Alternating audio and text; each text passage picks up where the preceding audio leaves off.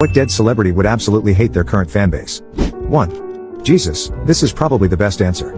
As a devout Christian who was a deacon in high school, I've noticed people forget that Jesus was a socialist anarchist, likely a brown-skinned, twink wizard Jew, who lived and gave his life to bring freedom and prosperity to the downtrodden and to defy oppressive theocracies.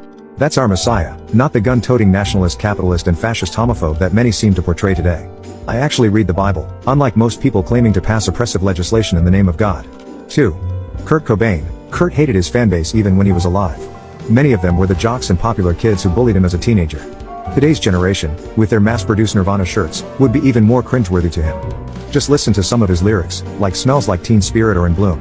He also would likely be extremely disappointed in Dave Grohl for being what some consider a sellout. I saw Nirvana at Maxwell's in Hoboken, New Jersey, in 1989 when Chad Channing was still their drummer. They weren't mainstream yet, and while they were cool, they didn't seem destined for the kind of fame they achieved. Kurt would have been shocked too. 3. John Lennon.